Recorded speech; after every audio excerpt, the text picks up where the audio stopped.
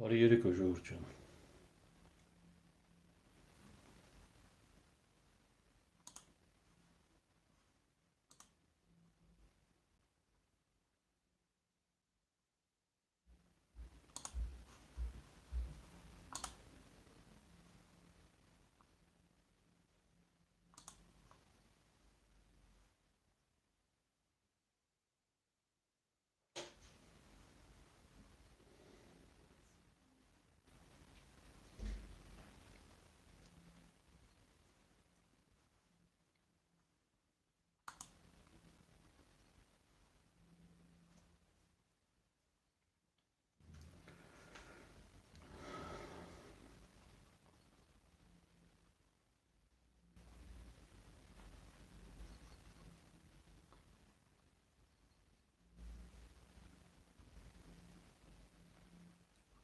Ողջունում եմ նոր միացողներին, սիրելի ժողովուրդ, շնորհակալ եմ մեկնաբանությունների համար, բարեմաղթանքների համար, հասկանալու համար, գիտակցելու համար, adekvat քաղաքակիրթ զրույցի համար, հարցերի պատասխանների համար շնորհակալ եմ։ Նոր միացողներին խնդրեմ իհարկե ոչ միայն լսել, այլ նաև բաժանորդագրվել ալիքին, հավանել այն եւ 20-ով մեծ օգուտ տված կլինեք մեզ։ Հիմա մի 2 րոպե կսպասենք ու ես ձեզ կպատմեմ աշխարհահռչակ հայ բժիշկների մասին, որոնց մասին քիչ է խոսվում, ցավոք, գուցե մենք գիտենք, չգիտեմ հայերից չեմ կարող ասել հայ հասարակությանը որքանով է ճանաչում նրանցից ամենքին, բայց աշխարհում ամենայն դեպս նրանց մասին քիչ են խոսում։ Ես այսօր թերթում էի նրանցից մեկի մասին տեղեկություններ ու մասին հիմա խոսեմ, երբ ռուսական աղբյուրներում նույնիսկ ոչինչ չգտա, նույնիսկ հիշատակում չկա այդ մարդու մասին։ Քիչ հետո կասեմ, թե այդ մարդն ինչ ավանդ ունի, ընդհանրապես համամարտկայինի մեջ, սիրելի ժողովուրդ, այստեղ խոսքը տեսեք ոչ թե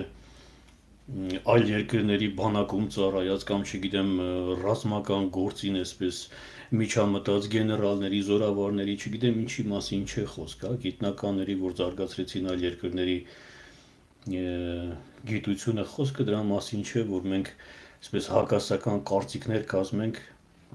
թե ուրիշի համար արեցին, մեր համար այսպես այնպես, խոսքը համամարտկայինի մասին է, համամարտկային բժիշկներ, որոնք փրկել են միլիոնավոր կյանքեր եւ ցավոք, ես հիմա կպատմեմ, դուք տեսնեք, որ նույնիսկ այստեղ քաղաքականություն կար եւ մեծ հաշվով հերյական քաղաքականություն, այսպես ասած, խոսքը Նոբելյան մրցանակի մասին է, ինչին մեկ շուտով կգանք։ Եվ վերջում ես ուղղակի համեմատություն կանեմ, սիրելի ժողովուրդ, թե ինչի համար էր այս ամեն ինչի նպատակ, այսպես ասած, այսօրվա հաղորդման նպատակը վերջում համեմատության կարգով ես ձեզ կասեմ։ Ուրեմն տեսեք, ես հիմա կարճ կկարդամ նրանցից ամեն մեկի մասին, որովհետև այդքան անգիր ասել ուղղակի հնարավոր չէ։ 1965 թվականին անգլիական Bankers Ltd տեղագործական ընկերության գիտահետազոտական բաժնի բժիշկ գիտնական Էդվարդ Քոլինգվուդը հաստատեց, հիշեք այս անունը, Էդվարդ Քոլինգվուդ, որ նատրիումի քրոմոգլիկատը կանխում է ալերգիկ ռեակցիաները եւ բորբոքային պրոցեսները։ Այս հետազոտությունների հիման վրա անգլիացի բժիշկը ստեղծեց բրոնխիալ ասթմայի դեմ պայքարի առաջին էֆեկտիվ միջոցը։ Ռոջեր Քոլինգվուդի իսկական անունն է Էդվարդ Ալթունյան։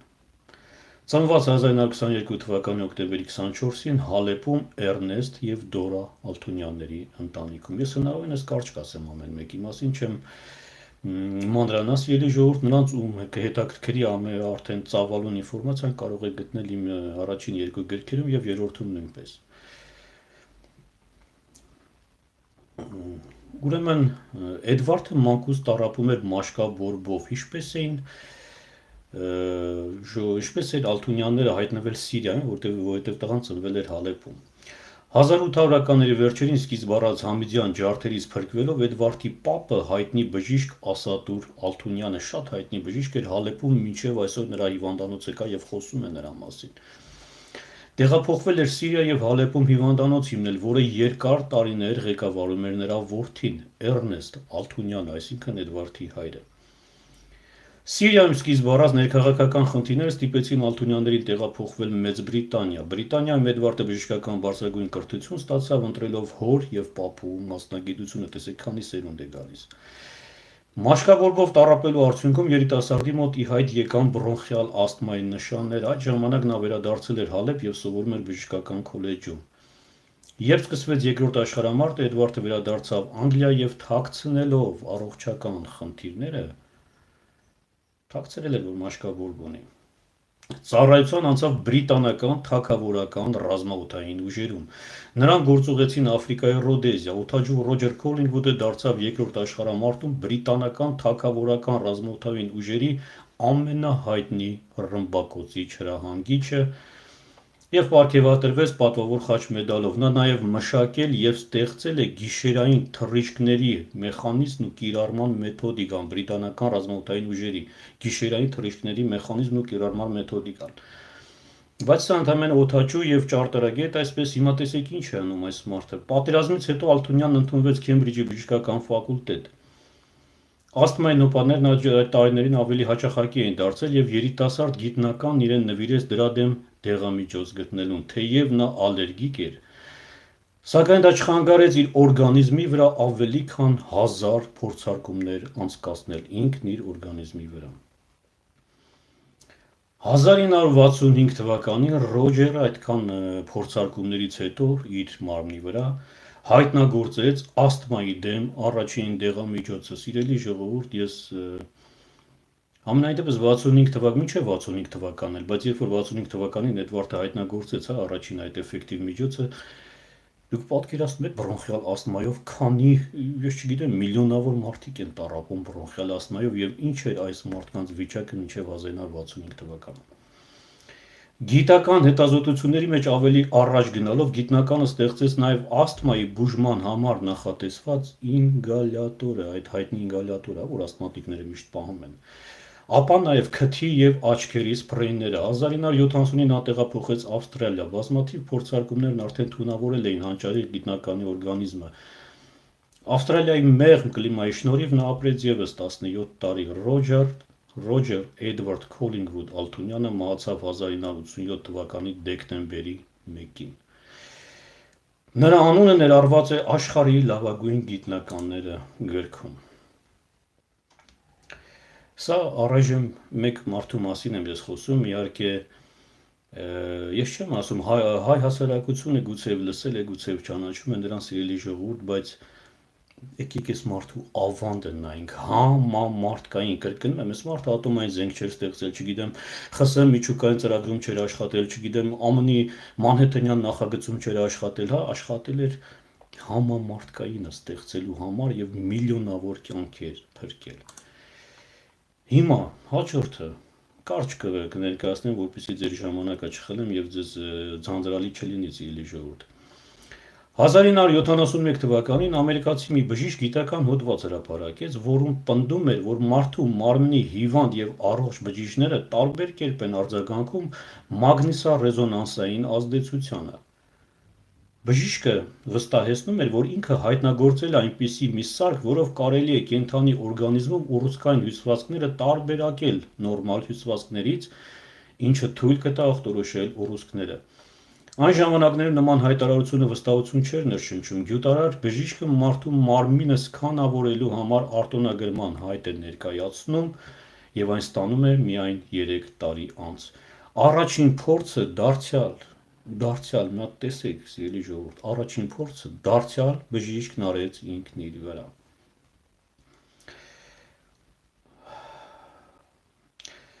Սակայն առաջին փորձը ձախողվում է իր մարմնի քաշի անհամապատասխանության պատճառով, որոշ ժամանակ անց նա դարձյալ կրկնում է այդ փորձը իր վրա։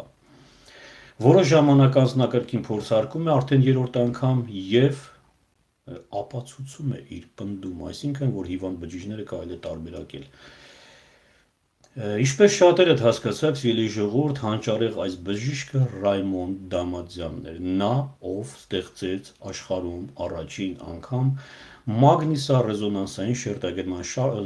սարքը, ինչը մենք այսօր կարճ այսպես ռուսերեն հապավումով ասում են MRT։ Ուրեմն Ռայմոնդը ծնվել է 36 թվականի մարտի 16-ին Մելվիլ գյուղաքաղաքում, Նյու Յորքում։ Ծնողները Կեսարիայի թուրքական ջարդերից մազապուրծ եղած Վահան Դամատյանը եւ Օդեն Դեզինջանը, այս բոլորը Եղեռնից մազապուրծ եղածների երեխեքն են, սիրելի ժողովուրդ։ Մարդիկ, որոնք պիտի չարանային աշխարհի դեմ, այս մարդիկ ոչ միայն չչարացան, այս մարդիկ համամարտկային արժեքներ ստեղծեցին, ես չեմ պատկերացնում դուք Ես ինքս չեմ պատկերացնում, բժիշկները կասեն դա էմերտեն ինչ հեղափոխական եղավ բժշկության մեջ, սիրելի ժողովուրդ։ Իմիջիայլոց դպրոցական տարիներին այս Ռայմոնդը լուրջ սպորտսմեն էր, նույնիսկ թենիսի Դեվիսի գավաթին է մասնակցել իմիջիայլոց, լուրջ հաղթանակներ է գրանցել, բայց հետո տատին է հիվանդանում, տատու մոտ քաղցկեղ են հայտնաբերում, տատին մահանում է այսպես ծանր տանջանքների մեջ եւ Ռայմոնդը թողնում է ամեն ինչ ու որոշում է գտնել քաղցկեղի դեմ պայքարի միջոցը։ Ահա ինչպես է հասնում սրան։ Մի քանի տարի անց սկսվում է երկրորդ աշխարհամարտը, Ռայմոնդը կամավորագրվում է ամերիկյան ռազմական օդուժին եւ դառնում օդաչու։ Ռոջեր Էդվարդ Քոլինգվուդը Բրիտանիայում դարձավ օդաչու։ Ռայմոնդ Դամատյանը սրանք դեռ չեն ստեղծել համամարտկային այս հզոր, այսպես եթե կարելի ասել, համարձակ կարելի ասել այն զենքերը, որով մարդկությունը պաշտպանվեց այս հիվանդությունից, դեռ չեն ստեղծել։ Օդաչու։ Պատերազմից հետո դարձյալ օդաչու Ռմբակոծիչ Դամատյանը շարունակում է ուսումը։ 56-ին երիտասարդն ընդունվում է Մեդիսոն քաղաքում գտնվող Վիսկոնսինի բժշկական համալսարան, ավարտում է, ստանում է բակալավրի աստիճան, այսքանը բաց թողնենք, հետո Նյու Յորքում Ալբերտ Էյնշտեյնի անվան բժշկական բարձրագույն քոլեջում է սովորում, մի խոսքով տրվում է բժշկական գիտությունների դոկտոր, չեմ ուզում մանրանալ, Հարվարդի համալսարանում է սովորում, հետո ասպիրանտուրա է ընդունվում, 1971 թվականին Հարվարդի ասպիրանտ, արդեն ասպիրանտ, դոկտոր Ռայմոնդ Դամատյանը ստեղծում է մագնիսառեզոնանսային շերտագրման առաջին սկաները, որի կիրառման արտոնագիրը ստանում է 74 թվականին։ 1978-ին տեսեք թվերը ուշադիր եղեք, սիրելի ժողովուրդ, նա հիմնում է իր սեփական ընկերությունը, որտեղ շուտով արտադրվում է վաճառքի ենթակա առաջին սկաները, սակայն ինչի համար է ասում հրեական այդ քաղաքականությունը, Նոբելի հետ կապված։ Սկաների ստեղծումից գրեթե 30 տարի անց 2003 թվականին մագնիսառեզոնանսային տոմոգրաֆի գյուտի համար արդեն մարդը ստեղծել էր այս գյուտը։ Նոբելյան մրցանակ են ստանում նրա գործընկերներ Պիտեր Մենսֆիլդը եւ Պոլ Լոտերբուրը, երկուսն էլ հրեաներն են, ինչպես հասկացել։ Ռայմոնդին դավադրաբար դուրս են թողնում Նոբելյան մրցանակակիրների այդ ցուցակից։ Ահա թե ինչպես է տեղի ունեցած է ներկայացնում թեկնածուներից մեկը։ Դամատյանի կրոնական հայացքներն անընդունելի էին գիտական շրջանակներում։ Ռայմոնդը հավատում էր, որ մարդկային հաջողությունները ոչինչ են առանց Աստծո։ Քանի որ նա է ամեն բանի արարիչն ու Տեր, այդ համոզմունքի համար նրան պարզապես մի կողմ հրեցին, միտումնավոր կերպով անտեսեցին ու մերժեցին, իսկ նրա աշխատանքները սեփականաշնորհեցին։ Դարվինիզմի մերժումը վիրավորական էր բժիշկ գիտնականների համար եւ նրանք վրեժ լուծեցին Դամատյանից։ Պիտեր Մենսֆիլդը եւ Լոտերբուրը ավելի ուշ խոստովանեցին, որ եթե չլիներ Դամատյանը, մագնիսառեզոնանսային տոմոգրաֆ աշխարհում ընդհանրապես չէր լինի, ավելի ուշ խոստովանեցին, բայց ում էր պետք։ Ռայմոնդը այդ ժամանակ արդեն պապիկ էր, նա թոռներ ուներ եւ պարզապես ընտանիքի, այսպես ասած, խաթեր չուզեցավ խառնվել այդ քաղաքական գզվրտոցին։ Հետո նա հարցազրույցներից մեկում այսպես ասաց. ուրեմն ես ստեղծել եմ աշխարհում առաջին մագնիսառեզոնանսային շերտագրման սկաները եւ եղել եմ դրա արտոնագրի առաջին տերը։ Եթե մարդիկ ուզում են այլ պատմություն գրել, թող գրեն։ Ես ոչինչ փոխել չեմ կարող, դատավորն է Աստված։ Այսպես։ Չնայած անարդարությանը դոկտոր Ռայմոնդ Դամատյանը շարունակեց իր գիտական աշխատանքն ու ստեղծեց մագնիսառեզոնանսային սկաների կանգնած մոդելը, այն որ կանգնում է մերտենկանում։ 1989-ին դրա անունը հայտնվեց Միացյալ Նահանգների գյուտարարների փառքի սրահում։ Ռայմոնդ Դամատյանը մահացավ 2022-ի օգոստոսի 3-ին, 2 տարի առաջ մահացել։ Նասսաու շրջանի Վուդբերի քաղաքում 86 տարեկանում նրա ստեղծած առաջին սկաները, աշխարհում առաջին սկաները, որն ինքը կոչել էր անսանձելի, այսօր պահվում է Օհայո նահանգի ազգային գյուտարարների փառքի սրահում։ Սիրելի ժողովուրդ, Ես կրկնում եմ նորից, հա, տեսեք, մենք խոսում ենք մարդկանց մասին, որոնք ոչ թե զենք ու զրահ են ստեղծել, որոնք ոչ թե ծառայել են այս կամ այն երկրի դիվանագիտությանը, չգիտեմ, քաղաքականությանը, չգիտեմ, բանակին։ Մենք չենք խոսում գեներալների, զորավարների մասին, որ կռվել են Մեքսիկայում, Հնդկաստանում կամ չգիտեմ, Պարսկաստանում, Օսմանյան կայսրությունում, ասենք այդ երկրների համար, մենք խոսում ենք մարդկանց մասին, ովքեր համամարտկային արժեքներ են ստեղծել եւ թողել։ Ուրեմն, եւս մեկ շատ կարևոր մարդ։ Նույն ժամանակաշրջանում 1970-ականներին, երբ Ռայմոն Դամադյանը ստեղծում էր մագնիսառեզոնանսային շերտագրման սկաները, մեկ այլ դարձյալ ամերիկաբնակ հայ բժիշկ նույն ժամանակաշրջանում ուշադիր եղեք, էլի ժողովուրդ,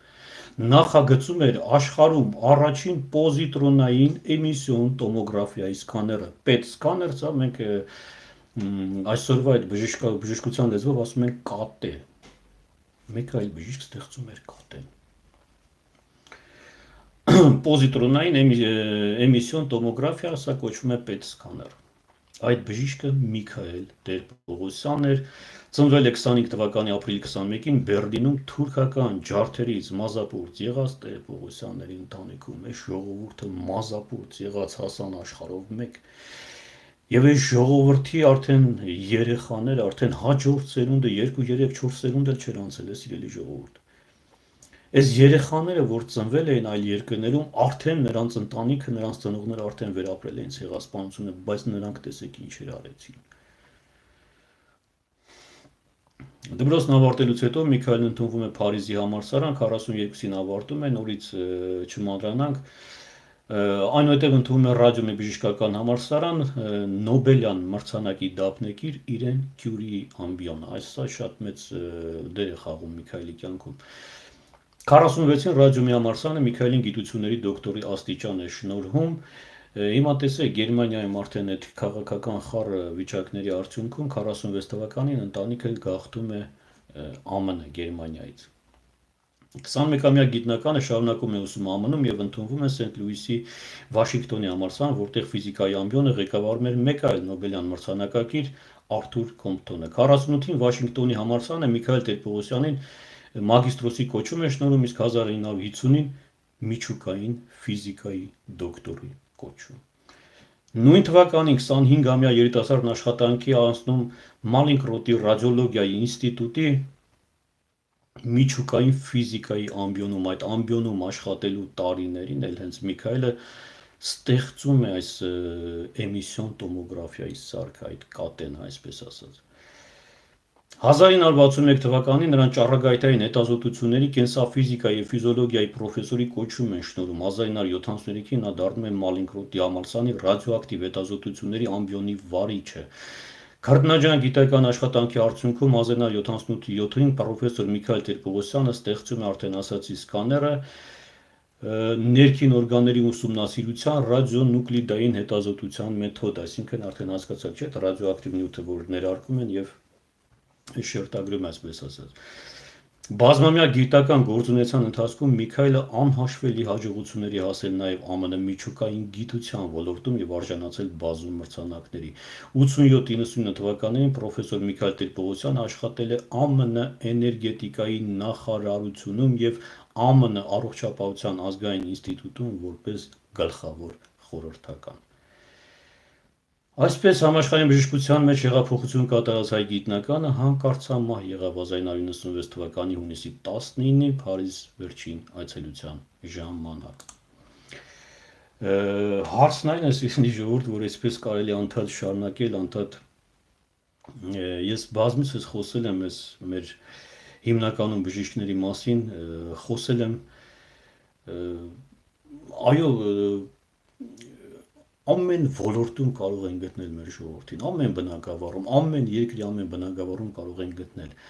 բայց ես խնդրում եմ ուշադիր եղեք, հիմա ես ձեզ նորից կասեմ այդ ընդհանուր այս եթերի իմաստը,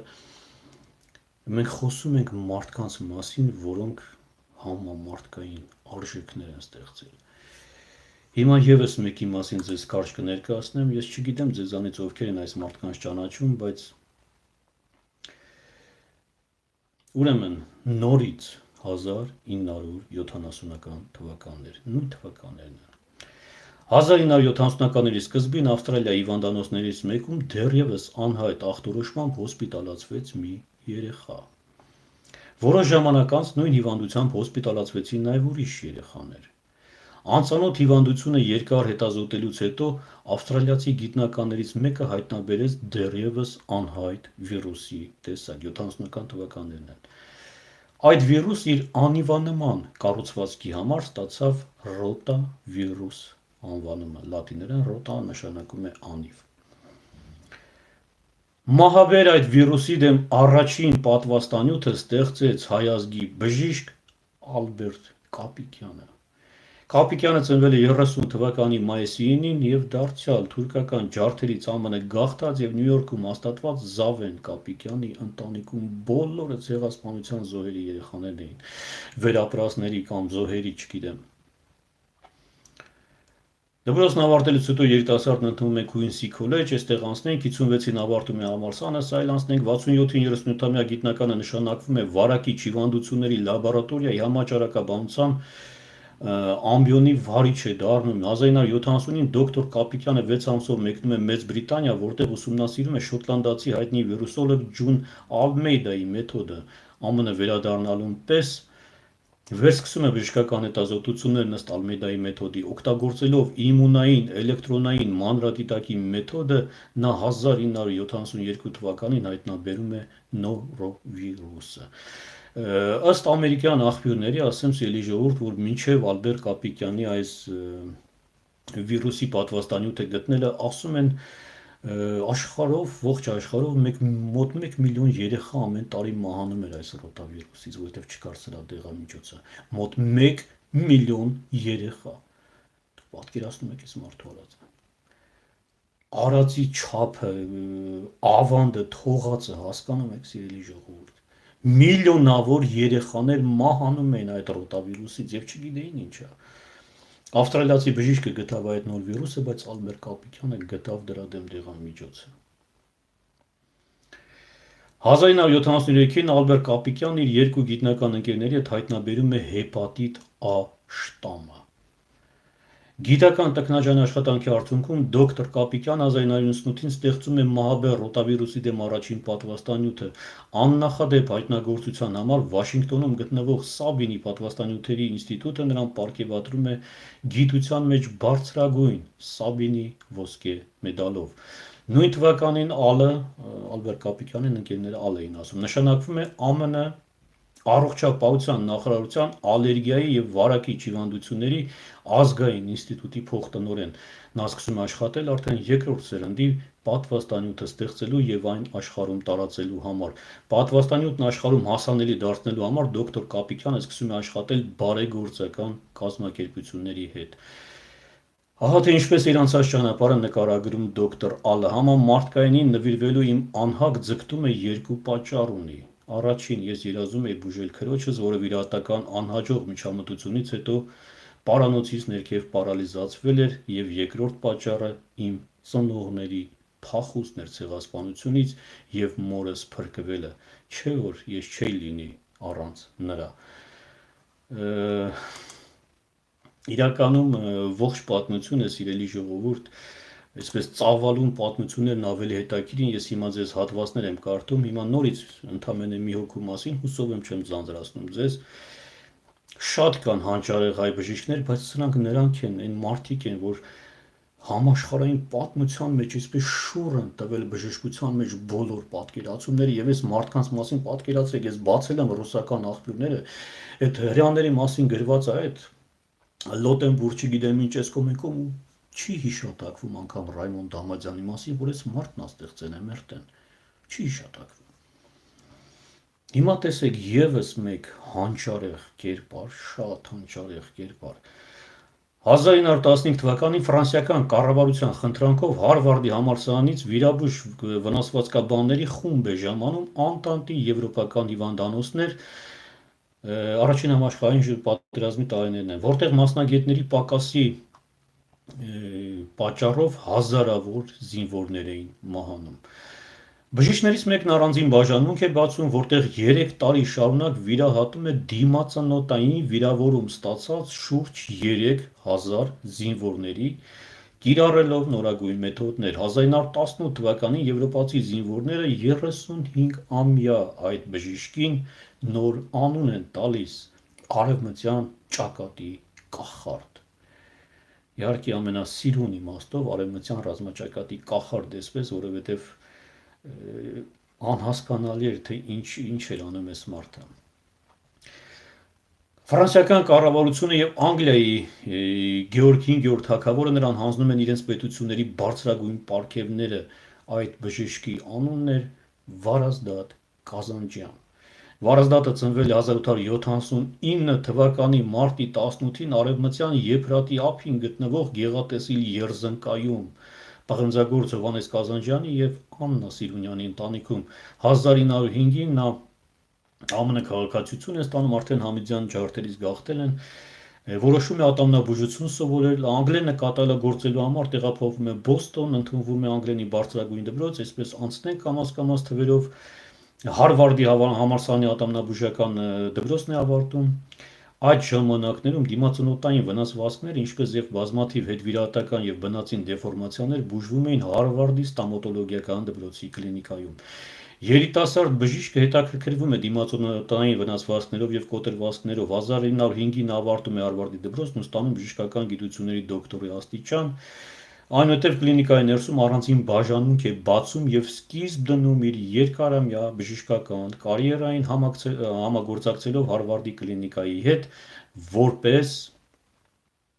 ատամնաբույժ պրոթեզավորողի օգնական։ Հիմա տեսեք դեռ պատերազմ կա առջևում։ 12-ին Կազանջյանը նշանակվում է կլինիկայի բաժնի վարիչ, հետո սկսվում է առաջին աշխարհամարտը եւ արդեն ասացի։ Դոկտոր Կազանջյանը Հարվարդի վիրաբույժների խմբի հետ մեկնում է Եվրոպա, որտեղ օգտագործելով իր մշակած նորագույն մեթոդը անցկացնում է դիմացնոտային կոտրվածքների առաջին պլաստիկ վիրահատությունները աշխարհում։ 1916 թվականին դոկտոր Կազանջյանին շնորհվում է ԱՄՆ զինված ուժերի մայորի կոչում։ 22-ին նա դառնում է առաջին բժիշկը, որին Հարվարդի համալսարանը դիմացնոտային վիրաբուժության պրոֆեսորի կոչում է շնորհում։ Այնուհետև նա նշանակվում է Մասաչուսեթսի գլխավոր հիվանդանոցի պլաստիկ վիրաբուժության կլինիկայի ղեկավար։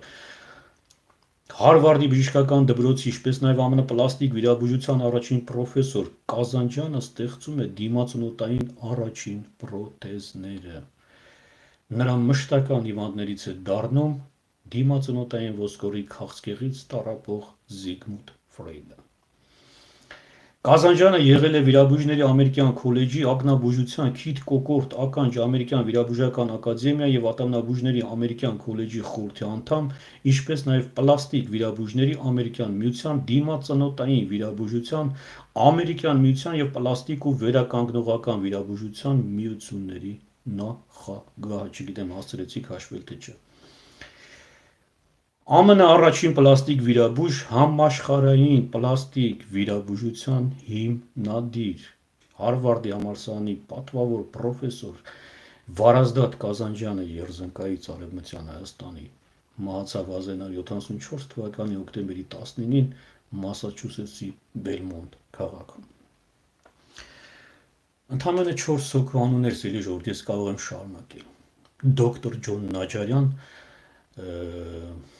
առաջին փոխպատվաստումներն է արել դոկտոր Ջոն Նազարյանը, նրա մասին մի առանձին հաղորդումով կխոսենք, որպեսզի ձեզ չօգնեցնեմ, Առաջին փոխպատվաստումները դոկտոր Ջոն Նաջարյան, ներողություն, ոչ թե Նազարյան, հետո այս մարդը մի բան էլ բռնում ու դատում են Ամերիկայում, մեծ գործընթաց է լինում, ես սրա մասին առանձին հաղորդումով կխոսեմ։ Հիմա տեսեք, սիրելի ժողովուրդ, որպեսզի չձանձրացնեմ ձեզ, իմի բերեմ այս ասելիքը։ Արհեստական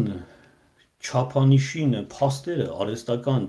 չափանիշին հարմարեցնելու իմաստով, պատկերացրեք, փաստերը բերում ենք հարմարեցնում ենք արհեստական չափանիշի։ Ուրեմն այս թեմայով սրա մասին գործածվող արտահայտություն կա։ Այդ արտահայտությունը կոչվում է Պրոկրուստյան մահիճ։ Որպեսզի հասկանանք ինչի մասին է խոսքը, ես ձեզ ասեմ, որ Պրոկրուստը հունական դիցաբանության մեջ դեպի աթենք տանող ճանապարհ այդ անտառներում ապրող ավազակ էր, ինչ էր անում այս ավազակը։ Անցորդներին գերում էր, այսպես ասած, համոզում էր, ասում էր հոգնած կլինեք, եկեք իմ տունը մոտ է, մի կտոր հաց կերեք, մի քիչ հանգստացեք։ Անցորդները մտնում էին, այսպես խաբեությամբ տանում էր իր տուն, սնում էր, կերակրում էր, տաքացնում էր այսպես, առանց որևէ ավելորդություն, ասում էր խնդրեմ իմ մահճակալը, կես ժամ, 10 րոպե, 20 րոպե հանգստացեք եւ նորից շարունակեք մի բարի այսպես դիցաբանական կերպար շեշտում եմ, հա, Պրոկրուստը։ Երբ որ հյուրը, այսպես ասած, չակերտավոր, որովհետև խաբեությամբ էր տարել, հա,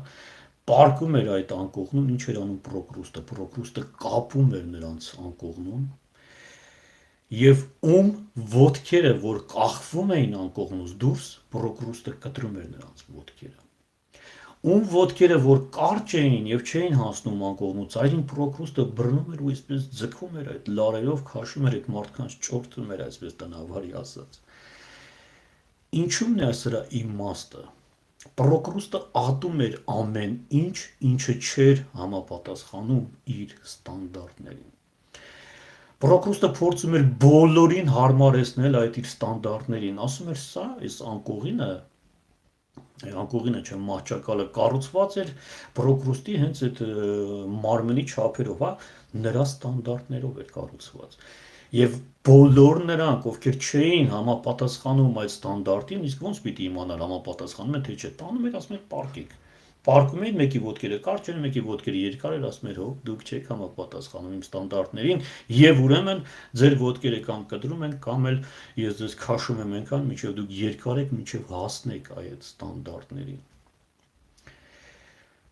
Չգիտեմ որքանով կարողանամ այսպես փոխանցել ասածից նպատակը, սիրելի ժողովուրդ, մենք մեր պրոկրուստյան մահիճն էինք սարքել, հա, այսպես հասարակությունը, ես սա վատ իմաստով եմ ասում, հասարակությունը ինչ-որ մահիճ էր սարքել եւ բոլորին հերթով բերում էր, պարկասնում էր այդ անկողնուն հայ հասարակությունը եւ նայում էր, ասում էր, չէ, էսի մեր ստանդարտների մեջ չի մտնում, սրա ոտերը կտրեք։ Հոպես մեկի ոտքերը կարճա, բերեք քաշենք թող երկար, ես մեկինը շատ երկար է, կտրեք թող գնա, այսինքն մեր ստանդարտներով չափելու համար մենք կորցրեցինք մի ահռելի պոտենցիալ։ Իսկ ո՞րն էր այդ ստանդարտը, ով էր որոշել այդ ստանդարտը, ով էր որոշել, որ այդ մահիճը, որը մենք այսպես այլաբանորեն ասած սարքել ենք մեր համար, հա, ու դրա մեջ պարկասնում ենք բոլորին, ով էր որոշել դրա ստանդարտները։ Հիմա ովքեր են որոշում դրա ստանդարտները։ Ովքեր են որոշում այս մարդու ոտքը երկար էր պիտի կտրել, թե կարճ էր պիտի ձգել։ Եվ այս ամեն ինչի այդ գերագույն, այսպես ասած, գլխավոր հարցը վատ իմաստով, հա, միշտ գալիս ու պարփակվում է միշտ նույն հարցի մեջ, բա չեն արել Հայաստանի համար։ Քիչ է սա, սիրելի ժողովուրդ։ Միլիոնավոր, միլիարդավոր կյանքեր են փրկել այս մարդիկ, միլիոնավոր, միլիարդավոր կյանքեր, մարդիկ, որոնք իրենք էին փրկվել մահից։ Հիմա վերցնել այս մարդկանց բերել դնել մեր հասարակության այդ պրոկրուստյան մահճի պես ու ասել, գիտես ինչ, ինչը որ մեր ստանդարտներին չի համապատասխանում, վերջ, կամ ձգում ենք երկարացնում ենք նույն կերպ, չէ, նույն ծայրահեղությունն է, ինչ տարբերություն, կտրենք թե երկարացնենք, ինչ տարբերություն։ Խնդիրը նա էր, որ մենք մեր ստանդարտների մեջ փորձում ենք տեղավորել ողջ աշխարհին։ Մեր ստանդարտների պես։ Բերեք պարկասնենք, տեսնենք ով չի համապատասխանում, անենք գցենք դուրս։ Ես անցյալ անգամ էլ ասեցի, սիրելի ժողովուրդ, որ ինչ վերաբերվում է ռազմական գործին, չգիտեմ, հետախուզություն, չգիտեմ, մշակույթ, չգիտեմ, նույնիսկ մշակույթ, հա, այսպես ով ում համար արեց, ինչ արեց, ոնց արեց, ես կարող եմ այստեղ հակասական կարծիքներ ունենալ, որովհետև մեծ առումով, շատ մեծ առումով, այսպես գլոբալ, եթե վերլուծենք, եթե նայենք, եթե հաշվենք, այս ամեն մեկի համար արվածը աշխարհում, անկախ դրա չափից, դրա զորությունից, դրա մեծությունից, դրա նշանակությունից, Հայաստանի հայ ժողովրդի համար եւ Հայաստանի համար համարվեց կորսված ժառանգություն, որովհետև մեզ ոչինչ չտվեց դա։ Ոչինչ չտվեց դա։ Անցյալ անգամ, եթե հիշում եք, ովքեր միացել են, խոսեցինք, հա, բոլոր, այսպես Մեքսիկա, Ավստրալիա, նույնիսկ Ինդոնեզիա, չգիտեմ, Սինգապուր, Չինաստան, Ռումինիա, Բուլղարիա, այսպես ամբողջ երկրները, Եթովպիա, բոլոր երկրներում կան ազգային հերոսներ։ Վերջերս տեսական Միսակին ոնց ճանապարհեցին Ֆրանսիայի ազգային հերոս, երբ որ հայերը նայում են այս ամեն ինչը, միանգամից այդ խանդավառությունը, օ, տեսեք մեր Միսակը, մեր Մեքսիկայում մեր հերոսը, Ռումինիայում մեր հերոսը, մեր հայերն էս ինչ են արել հայերը, սիրելի ժողովուրդ։ Ռումինացիք նույնիսկ մոռացել են այս մարդկանց մասին։ Ես եմ քանդում, քրքրում, այնտեղ գրված չի, որ այս մարդիկ հայ են։ Պյոտր Էսկևիչ, գնա իմացի այդ մարդը ոնց է հայ, եթե ռումինացին չի գնում, որ այս մարդը հայ է, բուլղարացին չի գնում, որ այս մարդը հայ է։ Մենք ենք հանդում այդ արանքներից, հանում ասում ենք սիրելի եվրոպացիներ, սրանք նոր ջուղայեցիների այդ գաղթականների տոհմից են, իսկ այդ նոր ջուղայեցիները, եթե հետ գնանք արդեն արևելյան Հայաստանից են, որովհետև Շահ Աբբասը, չգիտեմ, Լենգ Թեմուրը, քանի այդպես արտագաղթերի, միայն պարսիկներն ինչեր են արել, թեկուզ այն Շապուհի ժամանակներից, չէ՞ որ այս բոլորը գալիս էր այդ ակունքից։ Այս բոլորի ակունքը հենց Հայաստանն էր, հենց հայ ժողովուրդն էր, բայց այս բոլորը գնացին, ամեն մեկը որ երկիր մտավ, դարձավ այդ երկրի հայտնի մարդ, հայտնի բժիշկ, հայտնի գիտնական, չգիտեմ ինչ, եւ մնաց, դարձավ այդ երկրի սեփականությունը, այդ երկիրն էլ վերցեց անուն ազգանունները փոխեց, մեկը դարձավ ռումինացի, մեկը դարձավ բուլղարացի, շատ քիչերը մնացին իրենց ազգանուններով։ Հետո երբ որ հերթն հասավ մեզ, մենք արդեն կրկնում եմ,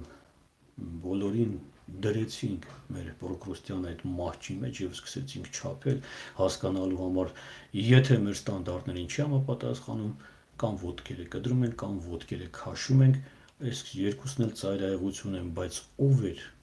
սահմանել այդ ստանդարտները,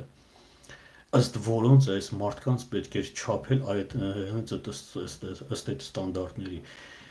Ես չգիտեմ, հիմա վաղը միսուր ասենք մեկն էլ ինձ պիտի դրանով չափի կամ նրան ասեն ինչ կա, մեկը Ֆրանսիայում էր, մեկը Իսպանիայում էր, մեկը չգիտեմ աշխարհի տարբեր ծայրերում, իսկ Հայաստանում ինչ էր կատարվում, սիրելի ժողովուրդ։ Հայաստանում այդ հասարակությունը լճացել էր, ստեղծել էր այդ Պրոկրուստյան իր սեփական մահիճը, ում անունն ուզում էր տաս, ում անուն ուզում ես տուր, ում անունը, չգիտեմ, որ դարից գաս, որտեղ գաս, անկախ նշանակությունից, անկախ երկրից, քառակուսի մետրից, անպայման պարկասնում են նա այդ մահճին, անպայման նա չափում են, տեսնեն իրենց ստանդարտներին դա համապատասխանում է, թե չէ, եւ միլիոնից մեկը չի համապատասխանում այդ ստանդարտներին։ Ես չգիտեմ, առնվազն որևէ հայ անուն չեմ լսել, որ այդ պսևդո այդ ստանդարտներին, որոնք հասարակության մի մաս այսպես հորինել է, մտածել է, ոնց որ Պրոկրուստն էր մտածում, որ իր այդ մարմնի չափերը պիտի ստանդարտներ լինեն, հա, եւ ըստ դրա ուղղակի ջարդուխուղտ էր անում ժողովրդին, չի կարելի սիրելի ժողովուրդ, այս ամեն ինչ, այս անունները, որոնց մասին ես ձեզ պատմում եմ, փշրանքների պես մնացել են աշխարհի հազարավոր, միլիոնավոր ճանապարհների վրա փշրանքների պես, այ որ sense քայլեք ու տեսնեք մի անուն այնտեղ, ասենք այստեղով այս մարդը քայլել է։ Հետո այդ փշրանքները հավաքելով հետ գանք ու այս բոլորի անուններով երբ որ հետ գանք անհիշելի ժամանակներից կգանք, կհասնենք այն մեկնարկի կետին, որտեղից մի օր քայլել ենք բոլորս միասին եւ այս ժամանակ մենք բոլորս միասին ենք եղել։ Հետո մեկ էս կողմ, ամեն մեկն ուր գնաց դարձավ այդտեղ մի հզոր մարդ, իսկ Հայաստանում կառուցվեց այդ պսևդո մահիճ, այդ պսևդո ստանդարտների, հա, արդեն ով դուրս էր եկել սկսեցին, նույնիսկ ներսում էլ այդպես, հիմա ներսում էլ այդպես, որովհետև այդ մահիճը դեռ գործում է, սիրելի ժողովուրդ։ Հիմա տեսեք, ես չգիտեմ, այս մարդկանց ավանդը գնահատելու համար անձամբ ինձ համար բացարձակ կարևոր չէ լինի, եթե այս մարդիկ, ասենք, այլ ազգային պատկանելություն ունենան, որովհետև այս մարդիկ համամարտկային են ստեղծել, միլիոնավոր կյանքեր են փրկել այս մարդիկ։ Այստեղ ազգային պատկանելությունը բացարձակ նշանակություն չուներ, որովհետև աշխարհին, եթե չգիտեմ կզարմանաք թե չէ, ելի ժողովուրդ, մի քիչ այսպես սարկազմով ասեմ, բայց հայերից բացի էլ կան բժիշկներ ուրիշ ազգերի մեջ։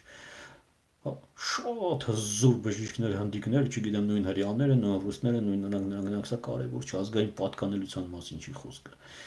Խոսքը գնահատելու համար էր սեփական ունեցվածք այդ փշուրները, որ գրպանիցդ այդպես կամած շաղ ես տվել,